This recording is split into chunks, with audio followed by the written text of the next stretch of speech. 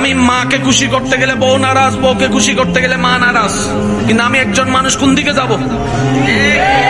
ইসলাম বলে তুমি তোমার মার কি? সন্তান। তুমি তোমার বউয়ের কি? স্বামী। শব্দগুলা খেয়াল করবেন। তুমি তোমার মার সন্তান, যার পায়ের নিচে তোমার বেহেশত।